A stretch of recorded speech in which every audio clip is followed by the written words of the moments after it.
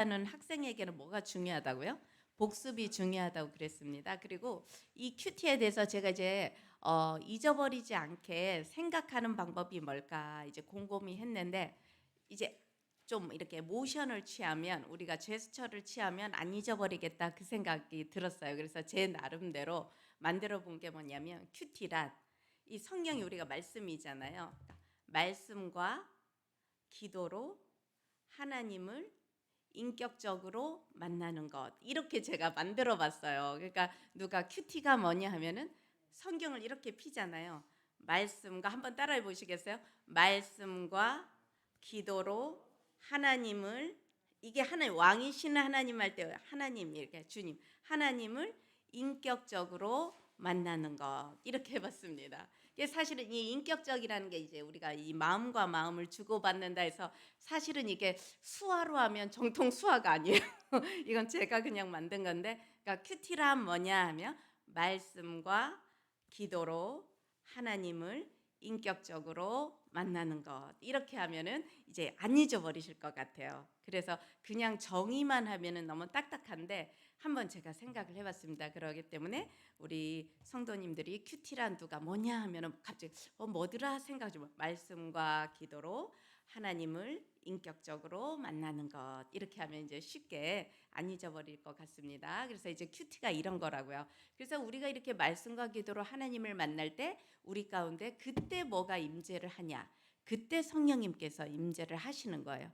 그러니까 우리가 뭐 찬양할 때도 임재하시지만, 이렇게 하나님과 교제할 때 하나님의 영이 우리 가운데 임재하셔서 우리에게 하나님이 어떤 분이신지도 알려주시고, 또 하나님이 우리에게 주시는 교훈도 알려주시는 줄로 믿습니다. 자, 그 다음 또 넘어 볼게요. 자, 그럼 큐티는 누가 해야 되는가? 누가 해야 된다고 그랬죠? 저 장로님만 해야 되거나 항존직만 하는 게 아니고, 구원받은 백성, 예수 믿는 백성, 하나님의 자녀인 누가, 내가 큐티를 해야 된다는 겁니다. 예, 그러니까 큐티는 뭐 이렇게 막 뭐 목사님들이 하거나 뭐 직분자가 하는 것이 아니고, 누구든 예수님을 믿는 자녀는 다 큐티를 해야 되는 거라는 거죠. 그 다음 또 넘어가 볼게요. 자, 우리가 큐티를 하는 목적은 일단 하나님과 인격적으로 만나는 것도 있지만, 성경적인, 성경이 여기잖아요. 하나님의 뜻대로 우리가 그리스도인의 삶을 살기 위해서 큐티를 하는 거예요. 왜냐하면 우리가 예수를 믿고 은혜 받고 이래도 항상 세상에서는 우리를 넘어뜨리려는 이 마귀의 유혹이, 시험거리가 늘 도사리고 있잖아요. 예수를 믿어도 우리는 늘 거기에 넘어질 수 있고 유혹에 넘어질 수 있는데, 그런 거에서 넘어지지 않고 또 넘어지더라도 다시 일어나서 건강하게 그리스도인으로서 이 땅에서 복음을 증거하는 부활의 증인의 삶을 살려면 뭐를 해야 된다? 큐티를 해야 된다. 왜냐하면 그런 삶을 통해서 누가, 믿지 않는 자들이 보고 그들이 예수님을 만날 수 있는 계기가 되니까요. 그래서 100마디 말보다 한 번 우리가 잘 살아내는 것이 훨씬 더 믿지 않는 사람들에게는 전파력이 좋은 거죠. 그래서 자녀들도 그러지 않나요? 엄마가 막 이것저것 말하면 잔소리로 들어서 아예 들으려고 안 하고 귀를 닫아버리는데, 엄마가 뭔가 이렇게 따뜻한 밥을 해준다거나 엄마가 뭔가 이렇게 보듬어 준다거나 이러면, 그런 하나의 삶을 통해서 오히려 자녀들이 엄마나 아빠의 사랑을 또 느끼게 되는 거죠. 네. 그 다음에 또 이제 우리가 지난주에 큐티하는 방법과 순서를 배웠어요. 제일 처음은 뭐로 시작한다? 기도로 시작한다고 했습니다. 저 때의 기도는 뭐 나라와 민족, 뭐 환자들을 위한 기도를 하는 게 아니고, 무슨 기도를 하면 된다고요? 간단하게 하나님 말씀을 깨닫게 해주세요. 오늘 제가 하나님 말씀을 통해서 하나님을 만나는데 하나님의 음성이 들려지게 해주세요.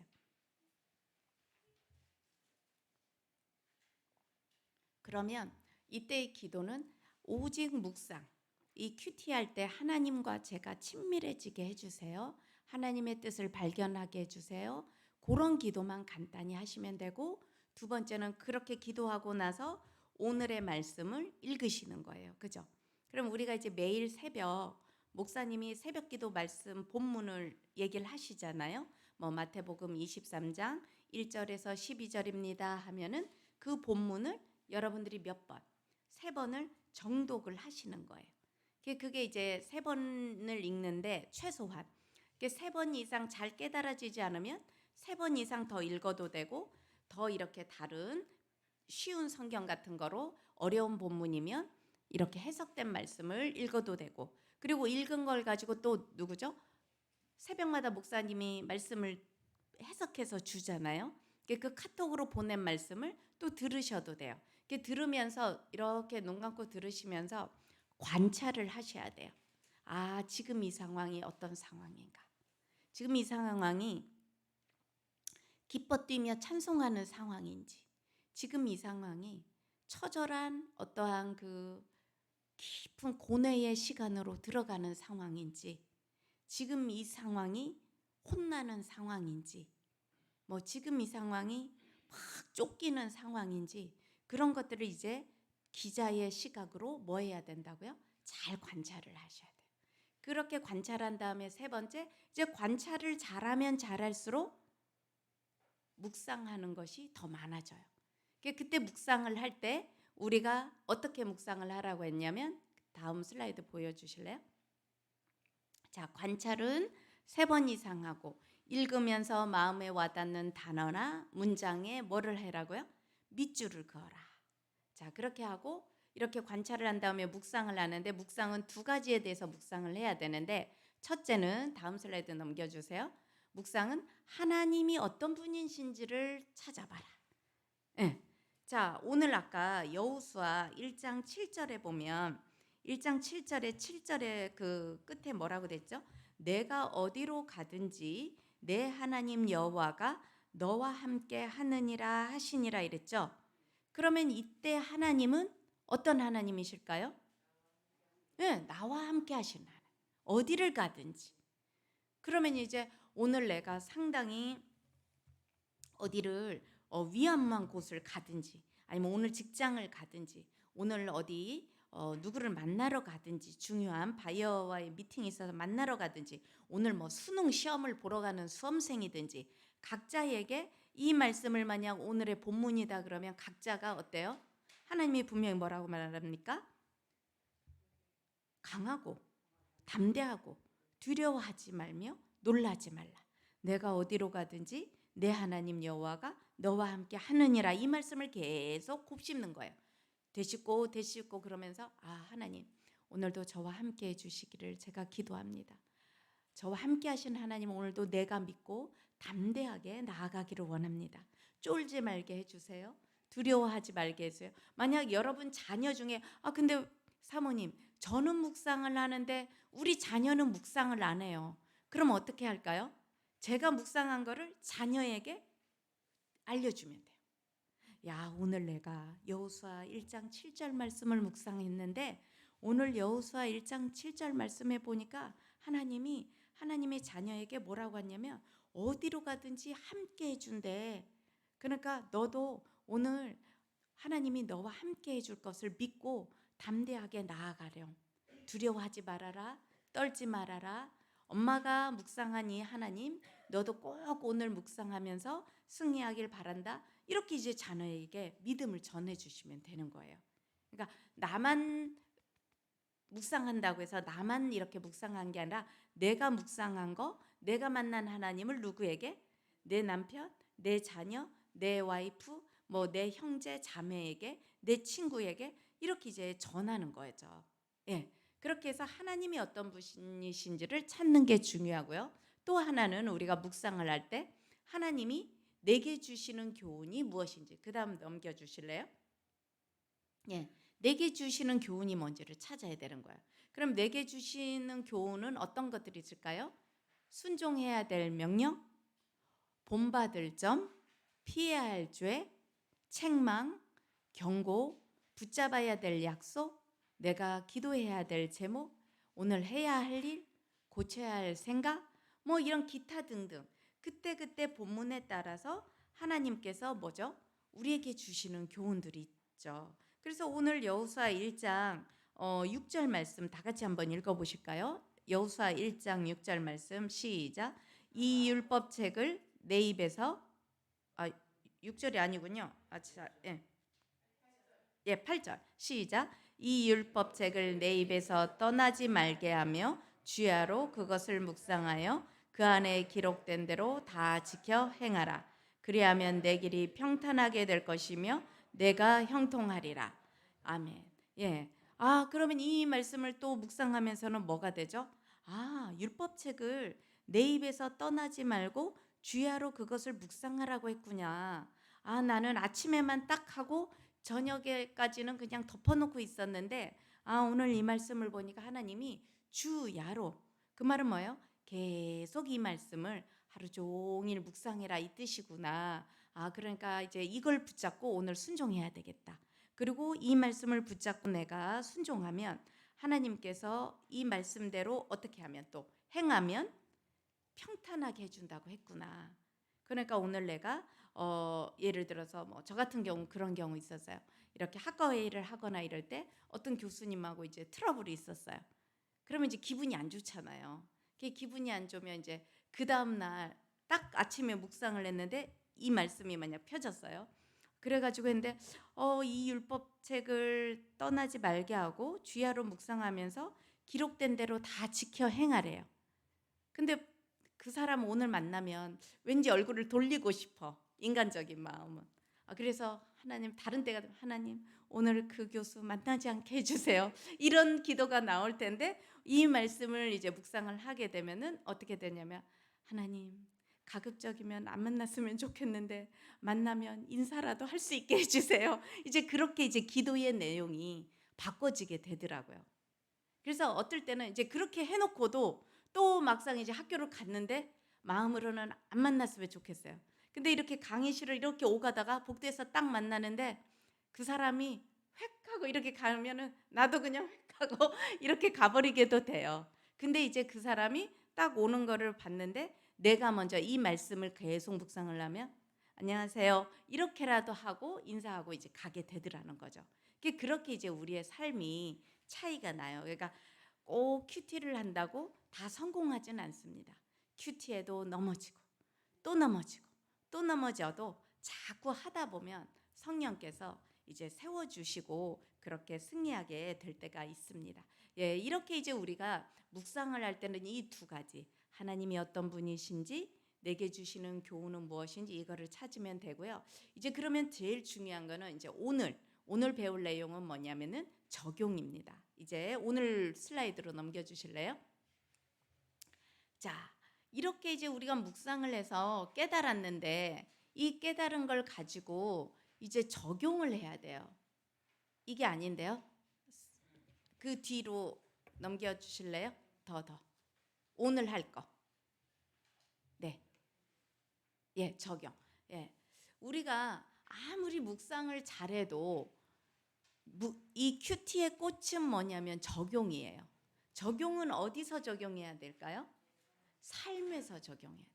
그래서 우리가 큐티 그 예배 제가 그 큐티 앞에 1주차 때 할 때 우리가 예배는 세 가지 형태의 예배를 설명을 드렸죠. 다 같이 그룹으로 모이는 공예배, 개인이 드리는 개인 예배, 그리고 삶에서 드리는 삶의 예배. 이게 삼각형이잖아요. 삼각형 이 세 가지 예배가 우리가 잘 드려지면 우리가 진짜 이제 성경적 그리스도의 삶을 잘 살게 되는 거죠. 근데 이제 저도 공예배는 잘 드렸는데 개인 예배를 잘 못 드리거나 또 공예배 개인 예배까지는 잘 했는데 삶에 가서 적용을 잘 못하면 이게 이렇게 치우쳐지는 거예요. 우리의 신앙이. 그러니까 우리가 균형 잡힌 그리스도인이 못 되고 어딘가에 치우쳐져 있는. 그러니까 막 세상 사람들이 그러잖아요. 교회 가서 열심히 기도만 하면 뭐 하냐고. 삶에서 저렇게 욕심 부리고 자기 이기적이고 이제 그런 이제 우리 지탄을 받게 되잖아요. 그러니까 이제 우리가 아무리 노력을 해도 우리는 연약하고 우리는 죄인이기 때문에 이 세 가지를 잘 드리기란 진짜 어려워요. 하나님 나라 가는 그 순간까지 어렵지만 우리가 어때요? 노력을 하는 거죠. 이렇게 균형 잡힌 신앙인이 되기 위해서 우리가 뭘 하는 겁니까? 이 큐티를 하는 거예요. 또 큐티를 하는 이유는 뭡니까? 하나님과 일대일로 만나기만 하기 위해서 하는 게 아니라 삶을 잘 살아내기 위해서. 그러니까 결론은 삶의 예배까지 이루어가기 위해서 우리가 큐티를 하는 거라고 보시면 돼요. 그래서 말씀이 삶이 되고 삶이 말씀이 되는 그 순간이 되면 너무 좋겠는데 그렇지 못할 때가 너무 많아서 우리가 참으로 안타까울 때가 있는데요. 자, 어쨌든 큐티의 꽃은 뭐다? 적용이다. 근데 여러분 저기 와서 금요기도에 와서 막 열심히 기도하고 은혜 받고 딱 가는 순간 항상 집안에는 누가 도사리고 있냐면 마귀가 도사리고 있어요. 예, 은혜 받은 성도 옆에 누가 더 찰싹 붙잡혀 있냐면 마귀가 늘 그래 어디 은혜 잘 받았는지 은혜 잘 지켜냈는지 내가 한번 시험해 볼게 해서 탁탁 건드려요. 여기서 막 은혜 받고 갔는데 집에 갔더니 마귀가 딱 도사리고 있어요. 근데 그 마귀는 탈을 써요. 어떤 탈을 쓸까요? 예, 사람의 탈을 써서 남편 뒤에 숨거나 자녀 뒤에 숨거나 뭐 형제 뒤에 숨거나 친구 뒤에 숨거나 동료 뒤에 숨거나 막 그래요. 그러니까 우리는 마귀로 안 보이고 저 남편이 왜 저러지? 우리 자녀가 왜 저러지? 이렇게 되는 거예요. 예, 그래서 어쨌든 오늘 이제 적용하는 법을 배워보도록 하겠습니다. 예, 넘겨주세요. 자, 말씀 묵상 후 우리가 이제 해야 될 일이 첫 번째는 하나님과 동행하는 거예요. 그 하나님과 동행하려면 아까 그 여호수아 1장 8절처럼 주야로 계속 우리가 이 말씀을 되씹지 않으면 동행하기가 너무 어려워요. 왜? 금방금방 우리는 잊어버리니까. 그 다음 두 번째는 뭐냐면은 그 말씀을 내 삶에 하나라도 꼭 적용해 보는 거예요. 그러니까 10가지가 있다면 내게 주시는 교훈을 10가지를 찾았으면 10가지 중에 하나만이라도 우리가 적용하면 그 꽃이 피게 되어 있어요. 지금 날씨가 좋으니까 온 동네가 지금 목련꽃에 개나리에 뭐 엄청 꽃들이 폈어요. 그죠? 자, 우리 성도님들도 이 큐티를 통해서 가정과 직장과 또 친구들한테 이 꽃을 복음의 꽃을 만발하게 피우실 수 있기를 바라겠습니다. 그러려면 적용을 잘해야 돼요. 그리고 나서 이제 근데 아까도 제가 얘기했죠. 적용이 다 잘 되지만은 적용하려고 갔더니 되려 다 은혜를 쏟아버렸어. 응. 적용하려고 갔더니 되려 내가 더 지쳐 쓰러져 버렸어요. 그러면 우리가 어때요? 다시 일어나야 되잖아요. 오뚜기처럼. 일어나려면 어디로 와야 되냐? 다시 말씀을 나누는 그런 공동체 속에 있어야 돼요. 말씀을 나누는 삶을 또 살아가는 공동체 와서 내가 이렇게 하려고 하는데 안 되네. 이제 그러면서 우리가 다시 힘을 얻고 또 회복이 돼야 됩니다. 자, 그다음 넘겨볼게요. 자, 그러면 하나님과 동행한다는 게 뭐냐? 우리가 늘 하나님과 동행한다는 거는 하나님의 뜻대로 하나님의 음성을 들으면서 하나님의 뜻대로 살아가는 게 하나님과 동행하는 거죠. 그러니까 예를 들어서 우리가 사람을 예를 들어서 뭐 우리 친구랑 나는 늘 동행을 해. 우리 남편과 나는 늘 동행을 하면 늘 같이 가는 거죠. 같이 갈 때는 어떻게 합니까? 이 얘기 저 얘기 많이 하잖아요. 그리고 또 뭐 궁금한 거 있으면 질문도 하고 또 어떤 걸 판단해야 하는 게 어려우면은 또 묻잖아요. 그러듯이 우리가 하나님을 동행한다는 거는 하나님께 어떻게 해야 되냐면 내 마음대로 막 행동하고 말하는 것이 아니고 하나님께 자꾸 물어봐야 돼요. 그래서 묻자와 가로대의 인생을 살아야 돼요. 그래서 아브라함도 그랬고요. 구약시대 때 보면은 다 하나님께 묻잖아요. 하나님 어떻게 할까요? 하나님 어떻게 할까요? 그러듯이 우리가 예를 들어서 가정생활을 하든 직장생활을 하든 사회생활을 할 때도 보면 누가 나에게 어떠한 제안을 해왔어요. 그럼 그거에 대해서 무조건 선뜻 막 대답해 버리는 게 아니라 제가 저에게 잠깐 하루의 시간을 주시겠어요? 아니면 저에게 뭐 한 1시간 정도 시간을 주시겠어요? 이렇게 하면서 우리가 이것이 하나님의 뜻에 합한 결정인지 아닌지를 우리가 또 어때요? 한번 이제 물어봐야 돼요.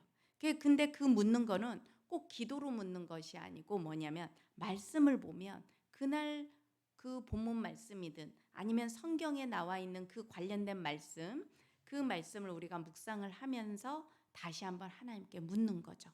그러니까 우리 성도님들이 자꾸 생각하시는 것이 기도만 하나님께 묻는 거라 생각하는데, 사실은 그거보다 더 중요한 거는 말씀을 보는 것이 하나님께 묻는 거예요. 묵상하는 것이. 왜냐? 하나님의 뜻은 다 어디에 기록되어 있기 때문에, 이 성경 말씀에 기록되어 있기 때문에. 그리고 어떻게 보면요, 말씀을 묵상하지 않고 기도를 하게 되면 내 뜻대로 구하는 기도가 훨씬 많아질 확률이 높아요. 이거 해주세요, 저거 해주세요 막 이러면 하나님 아마 속으로 그러실 거예요. 아야, 가만히 좀 있어봐라. 너 나한테 좀 물어봐. 내가 너에게 어떤 기도를 해주기를 원하는지. 근데 이제 우리는 묻지 않고 그냥 하나님 이거 해주세요, 저거 해주세요만 막 달라달라 하는 기도만 하고 있지는 않나, 우리가 돌이켜 볼 수도 있거든요. 그래서 사실은 하나님과 동행한다는 것은 내 뜻과는 하나님의 뜻과 늘 같지 않잖아요. 다를 수 있잖아요. 그렇기 때문에 하나님의 뜻을 늘 알기 위해서 하나님께 자꾸 묻는 것이 하나님과 동행하는 거라고 보시면 되겠습니다. 자, 그 다음 또 넘어볼게요. 그 다음 이제 우리가 이 묵상한 다음 해야 되는 게 삶의 현장에서 적용하는 건데, 이제 적용은 이 성경에 나타난 사건, 성경에서 들려주는 진리의 말씀을 통해서 오늘 현재 내 삶 속에서 이게 나랑 무슨 상관이 있지? 그걸 보는 거예요. 그래서 거기에서 깨달은 걸 내 삶에 그대로 실천하는 겁니다. 예. 그래서 예를 들면 아브라함이, 하나님이 뭐라고 합니까?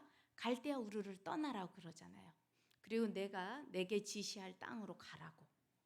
그런데 그 아브라함은 아주 먼 옛날 수천 년 전의 사람이고, 그럼 그 본문을 묵상했을 때 그 아브라함하고 나하고 무슨 상관이 있지? 이제 전혀 별개로 나눠버리면 우리가 묵상이 되지를 않아요.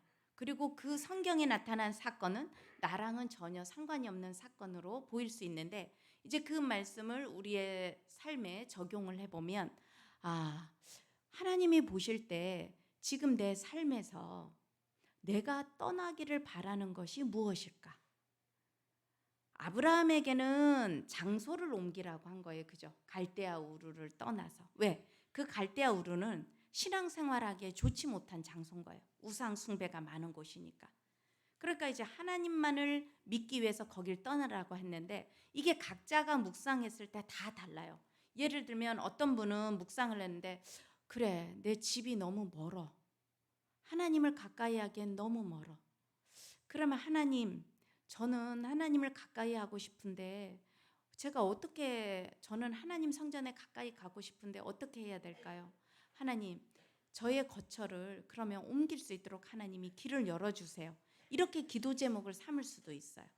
그리고 또 어떤 분은 갈대아 우르라는 곳이 봤더니 우상 숭배가 많은 거예요. 그러면 내가 지금 어떤 일을 하고 있는데 이것이 하나님과 동행하는데 너무 장애물이 많은 어떠한 일이다. 그러면 이 일을 내가 정리를 해야 되겠구나. 이것도 뭐가 돼요? 갈대아 우르를 떠나는 적용이 되는 겁니다. 또는 예를 들어서 학생들 같으면 막 요즘 너무 즐길 게 많잖아요. 그래서 특히 이제 우리 학생들도 보면은 막 밤새도록 게임을 하더라고요. 그래서 우리 학생들이 오후 1시 예배인데요.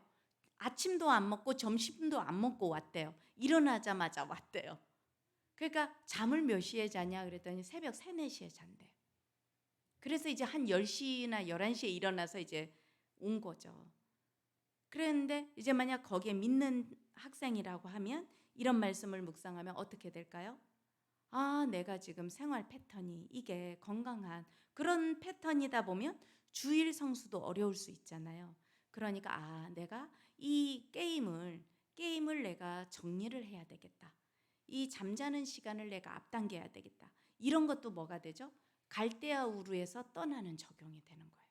그러니까 너무 우리가 그 갈대아 우르라는 장소나 이런 거에 국한되는 게 아니고, 그 갈대아 우르에서 하나님이 왜 떠나라고 했는지, 그 갈대아 우르를 왜 떠나도록 했는지에 대한 의미를 잘 파악을 하면 우리에게 적용할 거리가 너무너무 많아요. 예.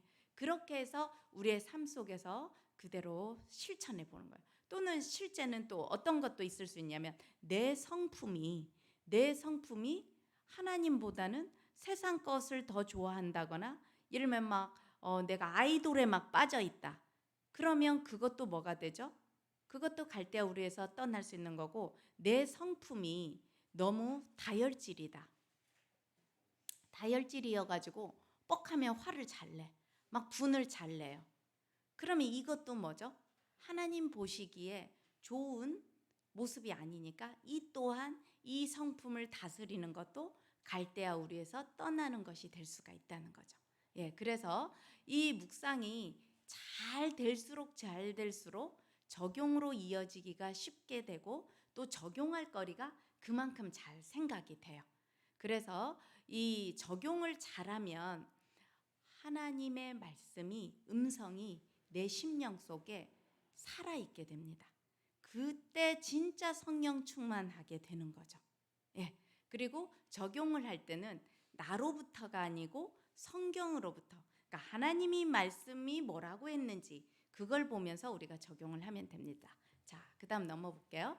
그래서 이제 묵상을 하고 난 뒤에서 이렇게 말씀에서 깨달은 것, 또 회개할 것, 이런 것들을 찾아지는데, 깨달은 것이나 회개할 것을 찾으면 오늘 내가 해야 할 일이 무엇인지를 찾게 됩니다. 예를 들어서 내가 깨달은 게 있어요. 아, 이거를 내가 불평했네. 감사해야 되는데. 그러면 오늘 내가 해야 될 일은 뭘까요? 내 입술에서 불평을 그치고 감사를 드리는 거죠. 그 다음에 또 회개할 것이 있었다 그러면, 아, 오늘 내가 해야 할 일은 그 회개를 하나님 앞에 드리고, 또 만약 누군가하고 화해를 해야 될 게 회개할 것이다 그러면 그 사람에게 내가 먼저 문자를 보내든 전화를 하든 만나든, 그렇게 해서 아, 내가 어제는 미안했어, 뭐 이렇게 하는 것이 오늘 내가 해야 할 일이 되는 거죠. 그래서 이거는 뭐 책망하시는 것이든 내게 교훈을 주시는 것이든 뭐든지 간에 우리가 깨달은 바대로, 그날 깨달은 바대로 실천하는 것이 삶의 현장에서 적용하시면 되는 것이 되겠습니다. 예, 그다음 넘어볼게요. 그래서 여러분 적용할 때요, 너무 어머 이거 적용해야 되는데 오늘 적용할 거리가 없네, 막 이렇게 얽매이지 마세요. 자유하세요. 아, 오늘은 내가 하나님 앞에 감사 찬송 드리는 거로 하루를 살아야 되겠다. 그러면 하루 종일 감사 찬송을 부르시면 돼요. 꼭 누구와 만나거나 누구에게 가서 적용하는 게 아니고, 그날 주시는, 하나님이 주시는 은혜대로, 감동대로 여러분들이 행하시면 되는 거예요. 그리고 적용은 감정적인 게 아닙니다. 의지적인 거예요. 그러니까 내가 하나님의 말씀에 깨달음을 받고 하나님이 주시는 감동의 깨달음을 받으면 주님이 말씀하시기 때문에 내 감정과 관계없이 의지적인 결정을 내리고 순종하는 거예요. 저도 이게 잘 안 됩니다. 그러니까 예를 들어서 제가 이제 목사님하고 다퉜어요. 말다툼을 했어. 말다툼을 했는데 분명히 제가 잘못한 것 같아요. 묵상을 했더니 제가 잘못했어. 했는데도 이게 이 감정이, 자존심이 뭐라고, 자존심이 상해가지고 아, 내가 먼저 가가지고 잘못했다고 하면 창피해서 어떡하지? 막 이제 이 감정적인 게 제 마음을 막 주장을 해가지고 창피해가지고 먼저 이제 속으로는 아, 나한테 먼저 저기 제스처를 건네오면 내가 그냥 모른 척하고 그냥 응? 이렇게 받아줄 텐데, 아, 내가 먼저 말하기는 진짜 창피한데 이거 막 그래가지고는 이제 그 감정 때문에 의지적인 결정을 내려서 순종을 잘 못할 때가 많아요. 그래가지고 근데 목사님이 먼저 하세요. 먼저 하면 이제 모른 척하고, 근데 또 먼저 하면 나도 그냥 잘 이렇게 해주면 되는데 또 튕길 때가 있어요. 속으로는 그게 아닌데 괜히 이제 튕기는 거야. 이게 참 여인들이, 저만 그런가요? 잘 안 되더라고요. 그래서 이제 딱 이제 화해가 되면 목사님이 나중에 그래요. 아니, 잘못은 당신이 한 것 같은데 왜 화해는 내가 먼저 하지? 그럴 때가 있어요.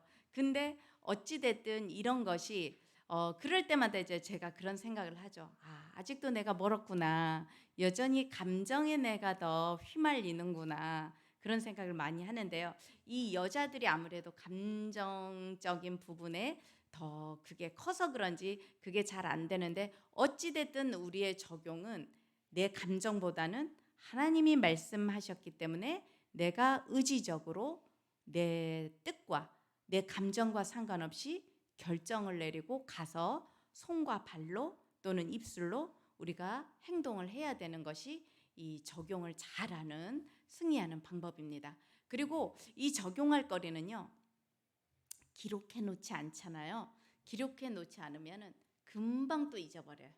그래서 꼭 어디든, 핸드폰이든, 요즘 젊은이들은 핸드폰이니까 핸드폰이든 아니면 메모지든 노트든, 그게 사실은 큐티 노트에 하는 것이 제일 좋거든요. 그래서 적용을 노트에 기록하면 나중에 이제 또 시간이 지나서 보잖아요.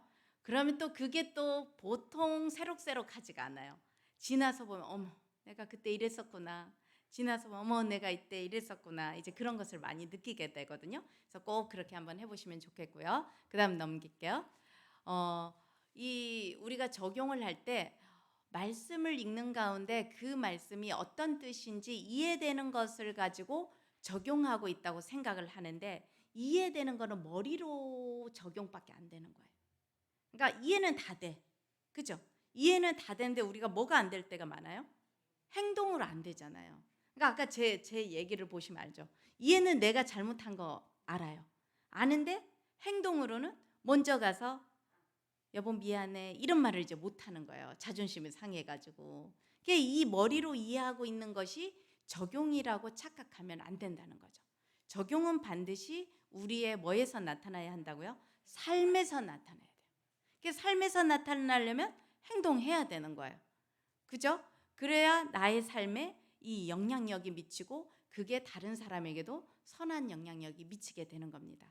그래서 적용은 감정, 의지, 지식, 이 세 가지 영역에 다 적용이 됩니다. 자, 그 다음 또 넘어가 볼게요.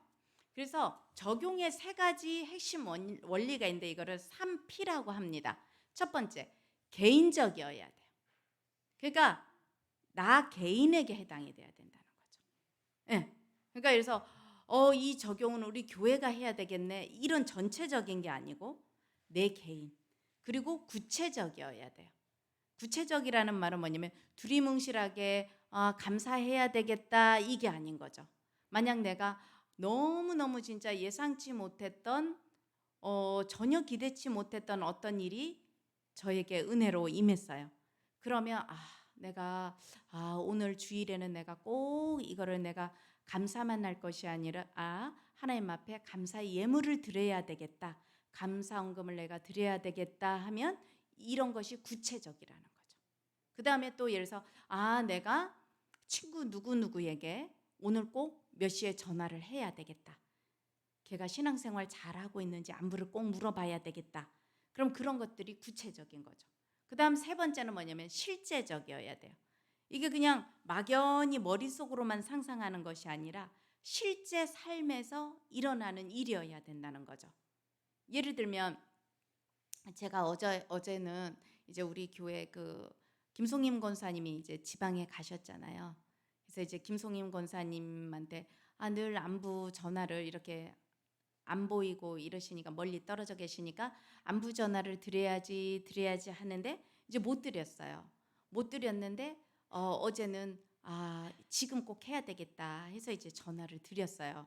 전화를 드렸더니 권사님도 반가워하시고 이제 또 저도 이렇게 안부도 묻고 이번 주에 이렇게 신방 갈 때 이제 뵙겠다고 하면서 이렇게 이제 안부 전화를 하게 됐어요.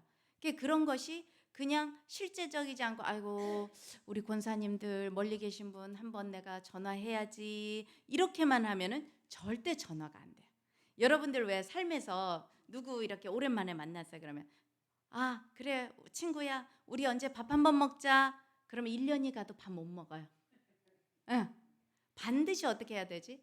다음 주 너 시간 언제? 지금 정해. 응, 언제 할까? 그렇게 해서 시간과 약속을 정해야만 밥을 먹게 되지. 그래 우리 언제 밥 한번 먹자. 절대 저도 그러더라고요. 그러듯이 우리의 삶에서 적용은 개인적이고 구체적이고 실제적이어야 된다. 요 3P의 원리를 꼭 기억하시면 좋겠습니다. 네. 그래서 이제 적용하는 방법은 다양합니다. 하나님 앞에 하나님, 내가 이렇게 좋으신 하나님인 거를 미처 몰랐네요. 제가 그런 하나님을 찬양합니다. 또는 우리 시편에 보면은 다윗이 하나님을 찬양한 게 많잖아요. 뭐 여호와는 나의 목자시니 내게 부족함이 없으리로다. 이런 그 식구가 있잖아요.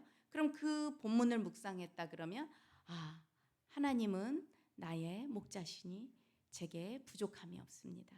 하나님, 지나간 삶도 보니까 하나님이 저에게 건강 주시고 저의 자녀들 여기까지 잘 이렇게 건강하게 생활하게 해주시고 이제 막 감사의 글을 쓰는 거죠. 그럼 그게 뭐가 됩니까? 그게 경배가 되는 거예요.